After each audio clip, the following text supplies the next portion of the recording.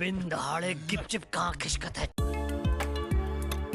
Movie की starting में हमें एक 10 साल की छोटी बच्ची को दिखाया जाता है जिसका नाम है सोफी। सोफी के माँ बाप उसके बचपन में ही गुजर गए थे, इसीलिए वह एक अनाथ आश्रम में रहती है। और सोफी को एक एल्जाइमर नाम की बीमारी होने के कारण उसे रातों को नींद नहीं आती। और हर बच्चे की तरह सोफी भी डरती है कि रात में बड़े बड़े मॉन्स्टर आते हैं जो इंसानों को उठाकर अपने साथ ले जाते हैं। और रात में सोफी अपनी बुक को पढ़ रही थी, तभी उसे खिड़की के पास से आवाज आती है। सोफी पास जाकर देखती है तो उसे दिखता है कुछ बिल्लियां लड़ रही हैं और एक डस्टबिन नीचे गिर गया है। तभी बिल्डिंग के पीछे से एक बड़ा सा हाथ आता है और उस डस्टबिन को सीधा कर देता है। अब बिल्डिंग के पीछे से एक मॉन्स्टर बाहर निकलता है जिसे देखकर सोफी काफी ज्यादा डर जाती है और सोफी जाकर अपने बिस्तर में छुप जाती है। लेकिन मॉन्स्टर ने सोफी को देख लिया था और वह खिड़की के अंदर हाथ देकर सोफी को उठा लेता है और काफी सारे लोगों से बचते बचाते वह सोफी को लेकर अपने दैत्य देश में आ जाता है। यहाँ पर काफी बड़े बड़े जाइंट मॉन्स्टर रहते हैं जो कि दिखने में तो इंसानों की तरह ही है, लेकिन उनका शरीर इंसानों से कई हजार गुना बड़ा है और यह लोग इंसानों को खाते हैं। अब मॉन्स्टर सोफी को लेकर अपने घर के अंदर आ जाता है जहाँ पर मॉन्स्टर की तरह ही वहाँ की सारी चीजें काफी बड़ी थी। अब सोफी वहाँ से भागने की कोशिश करती है पर जाइंट उसे देख लेता है और कहता है यहाँ से भागने की कोशिश मत करो, तुम चाहकर भी यहाँ से बाहर नहीं जा सकती और अब मुझे काफी ज्यादा भूख लगी है। और फिर वह सोफी को अपने पैन के अंदर डाल देता है और अब सोफी को लगता है कि यह मुझे खाने वाला है। सोफी मॉन्स्टर से कहती है कि प्लीज ऐसा मत करना, मुझे मत खाओ। मॉन्स्टर कहता है कि क्या तुम्हें लगता है मैं तुम्हें खाने वाला हूँ? नहीं नहीं, मैं ऐसा दैत्य नहीं हूँ, मैं इंसानों को बिल्कुल भी नहीं खाता, मैं तो ये सड़ी हुई कक्कड़ भुजा खाता हूँ। लेकिन सारे दैत्य मेरी की तरह नहीं है, बाकी सब लोग इंसानों को बहुत मजे से खाते हैं, इसीलिए तुम यहाँ से बाहर मत जाना, नहीं तो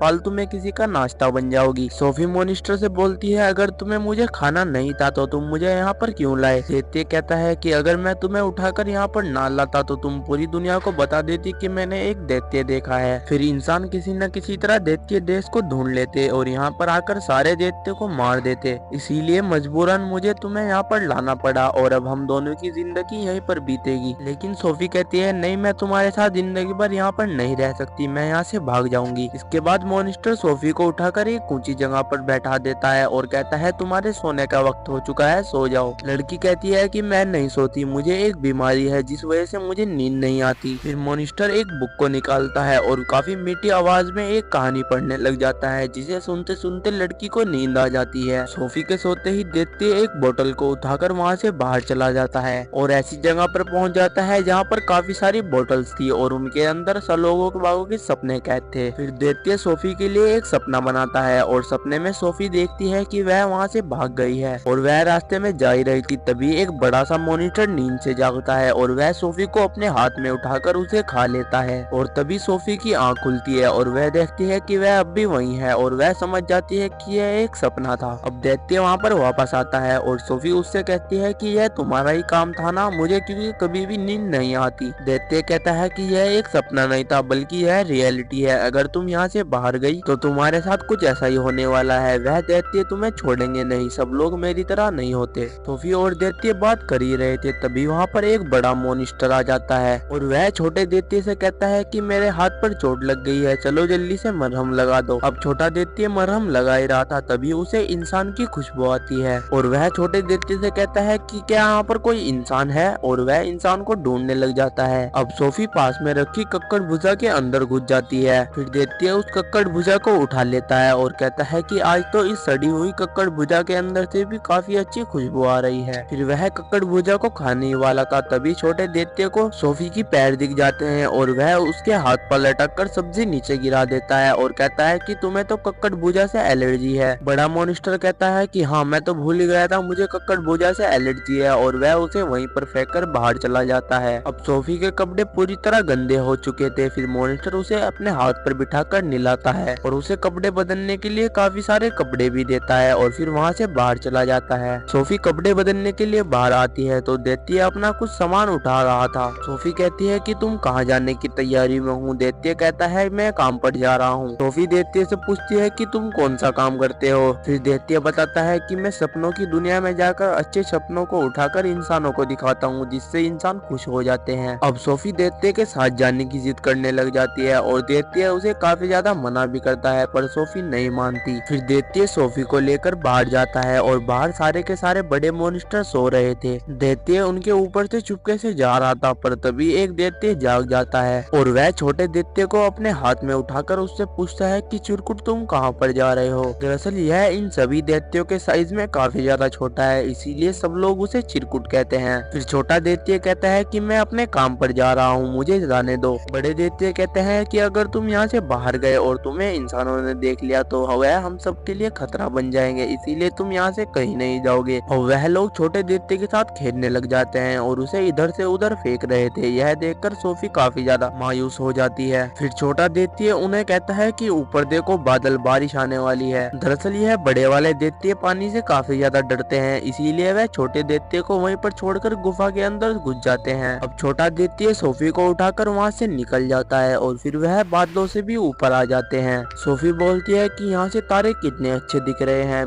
दैत्य बोलता है कि मैं तो इनका संगीत भी सुन सकता हूँ। सोफी कहती है कि मुझे तो कोई आवाज नहीं सुनाई दे रही, तुम्हें कैसे संगीत सुनाई दे रहा है। फिर दैत्य बताता है कि मुझे इस दुनिया की सबसे छोटी से छोटी आवाज सुनाई देती है। और बात करते करते वह एक झील के पास आ जाते हैं। अब दैत्य और लड़की दोनों के दोनों उस झील के अंदर कूद जाते हैं और पहुंच जाते हैं सपनों की दुनिया में, जहाँ पर दैत्य काफी सारे सपनों को कैद करता है और सोफी भी कई सारे सपनों को पकड़ती है। और अब यह दोनों यहाँ से अपना काम निपटा कर निकल जाते हैं और पहुंच जाते हैं इंसानों की सिटी में, जहाँ पर एक बच्चा सो रहा था। फिर दैत्य अपने यंत्र के जरिए से एक सपने को अंदर छोड़ता है, जिससे बच्चे को एक अच्छा सपना दिखता है और वह सपने में काफी ज्यादा खुश होता है। अब सोफी को वहाँ पर ठंड लग रही थी और सोफी दैत्य से अपना कंबल मांगती है। दैत्य सोफी के कंबल को ढूंढता है, पर उसके पास वह कंबल नहीं था और फिर दैत्य काफी ज्यादा डर जाता है और सोफी से कहता है कि मुझे लगता है जब वह लोग हमें परेशान कर रहे थे तो तुम्हारा कंबल वहीं पर गिर गया। अगर सच में ऐसा हुआ होगा तो वह तुम्हारे आने का इंतजार कर रहे होंगे और जैसे ही तुम वहाँ जाओगी वह तुम्हें खा जाएंगे, इसीलिए तुम्हारा मेरे साथ रहना बिल्कुल भी सेफ नहीं है। सोफी उसे मना करती है, पर दैत्य नहीं मानता और वह सोफी को वहीं पर छोड़कर गायब हो जाता है। लेकिन सोफी दैत्य से दूर नहीं जाना चाहती है और उसे पता है कि अब भी दैत्य उसी के आसपास है। और दैत्य को दोबारा अपने सामने लाने के लिए वह अनाथ आश्रम के अंदर जाती है और खिड़की से जाकर बाहर छलांग लगा देती है, क्योंकि सोफी को पता है कि दैत्य उसे बचा लेगा। और होता भी कुछ ऐसा ही है, सोफी के नीचे गिरने से पहले दैत्य उसे बचा लेता है। अब सोफी के जिद के आगे एक बार फिर दैत्य को झुकना पड़ता है और वह सोफी को लेकर वापस दैत्य लोग में चला जाता है। और जैसा उन्होंने सोचा था बिल्कुल वैसा ही होता है। जैसे ही वह लोग अपने घर के अंदर पहुंच जाते हैं, सारे दैत्य वहां पर आ जाते हैं और इंसान को चारों तरफ ढूंढने लग जाते हैं। पूरे घर में तोड़फोड़ मचा दी थी उन्होंने। उनसे बचने के लिए सोफी पेड़ में हुए एक छेद के अंदर घुस जाती है, जो कि अंदर से बिल्कुल एक इंसान के घर की तरह था। और वहाँ पर उसे इंग्लैंड की महारानी की तस्वीर भी दिखती है, जिसे देखकर सोफी को इन जाइंट्स से बचने का एक आइडिया आ जाता है। बाहर हमें जाइंट्स को दिखाया जाता है, जिन्हें काफी ढूंढने के बाद भी लड़की नहीं मिलती। फिर छोटा दैत्य एक लकड़ी के अंदर आग लगाकर सारे दैत्य को वहाँ से भगा देता है और कहता है कि यहाँ पर कोई इंसान नहीं है। अब जाइंट्स के जाने के बाद सोफी बाहर आती है और अपने आइडिया के बारे में दैत्य को बताती है। सोफी कहती है कि तुम एक बहुत बुरा सपना बनाना, जिसके अंदर तुम मुझे और अपना आप को डालना और सारे के सारे दैत्य को डालना, और यह सपना हम इंग्लैंड की महारानी को दिखाएंगे कि सारे के सारे दैत्य इंग्लैंड में पहुंच चुके हैं और वह एक एक करके इंग्लैंड के बच्चों को खा रहे हैं। और फिर हम महारानी के पास जाएंगे और उन्हें कहेंगे कि जो तुमने सपना देखा है यह एक दिन सच भी हो सकता है। बड़े बड़े जाइंट मॉन्स्टर आज भी इस दुनिया में रहते हैं जो कि इंसानों को खाना चाहते हैं। और फिर महारानी इन सारे दैत्यों के लिए कुछ ना कुछ इलाज जरूर करेगी। और इस सपने में हम दोनों को जरूर डालना, ताकि जब हम महारानी के सामने जाए तो उन्हें हमारी बातों पर यकीन हो। और फिर दैत्य प्लान के अनुसार बिल्कुल ऐसा ही सपना तैयार कर लेता है और वह महारानी के महल में जाकर उनके कमरे में वह सपना छोड़ देते हैं, जिससे महारानी को बिल्कुल वही सपना आता है जो वह दिखाना चाहते हैं। सपना देखने के बाद महारानी की आंख खुलती है और वह काफी ज्यादा डरी हुई थी। महारानी अपनी मैड को सारी बात बताती है कि आज मैंने ऐसा ऐसा सपना देखा। फिर उनकी मैड कहती है कि चलो एक सपना ही तो था, अब तो वह चला गया। फिर महारानी की मैड अखबार को उठाती है और उसके अंदर खबर थी कि इंग्लैंड से काफी ज्यादा बच्चे गायब हैं। फिर वह महारानी से कहती है कि क्या तुम्हारा सपना सच तो नहीं है और रियल में आज काफी सारे बच्चे गायब हैं इंग्लैंड से। फिर महारानी कहती है कि अगर यह सपना सच है तो वहाँ खिड़की पर कोई लड़की होनी चाहिए। फिर मैड जाकर खिड़की से कपड़ा हटाती है और वहाँ सच में सोफी खड़ी थी। इसे देखकर महारानी कहती है कि यहाँ पर एक जायंट भी होना चाहिए। सोफी कहती है कि वो भी यहीं पर है, लेकिन मुझसे वादा करो कि तुम उन्हें कुछ नहीं करोगे। महारानी सोफी से वादा करती है और फिर दैत्य बाहर आता है, जिसे देखकर महारानी चौंक जाती है। फिर दैत्य झुककर महारानी को सलाम करता है। महारानी उन दोनों को अपने महल के अंदर बुला लेती है और उनको खाना खिलाती है। फिर वह महारानी को सारी बात बताते हैं कि कैसे बड़े बड़े दैत्य जो कि इंसानों को खाना चाहते हैं, अगर इन्हें जल्दी खत्म नहीं करा गया तो दुनिया में से सारे इंसानों को यह खा जाएंगे। फिर महारानी वहाँ पर कमांडर को बुलाती है और उसे कहती है कि जल्दी से इनके साथ दैत्य लोग जाओ और सारे के सारे दैत्य को पकड़ कर लाओ। फिर सोल्जर हेलीकॉप्टर और काफी सारे सोल्जर्स को लेकर उस छोटे दैत्य के पीछे पीछे दैत्य लोग पहुंच जाते हैं, जहाँ पर सारे के सारे दैत्य सो रहे थे। और जैसे ही छोटा दैत्य उनके पास जाता है वह जाग जाते हैं। अब बड़ा दैत्य छोटे दैत्य को अपने हाथ में उठा लेता है और वह जैसे ही मुक्का मारने के लिए हाथ ऊपर उठाता है, ऊपर से एक हेलीकॉप्टर उसके हाथ को जाल से पकड़ लेता है और बराबर में जितने भी दैत्य सो रहे थे सभी के ऊपर जाल फेंक देते हैं। और काफी देर तक मेहनत करने के बाद वह लोग सारे के सारे दैत्यों को हवा में लटका देते हैं और फिर ले जाकर एक ऐसे आइलैंड पर फेंकते हैं जो कि इंसानों से काफी ज्यादा दूर है। बीच में कई सारे समंदर आते हैं और बड़े वाले दैत्य पानी से डरते हैं, इसीलिए वह इंसानों की दुनिया में कभी नहीं आएंगे। इसीलिए वह सारे के सारे दैत्य को उस आइलैंड पर छोड़ देते हैं और उनके खाने के लिए काफी सारे कक्कड़ भुजा के बीज वहाँ पर छोड़ देते हैं, जो कि उन दैत्य को बिल्कुल भी पसंद नहीं है। और दूसरी तरफ हमें सोफी को दिखाया जाता है, जो अब महारानी के साथ उनके महल में रहने लगी है और वह हर सुबह उठकर उस छोटे दैत्य को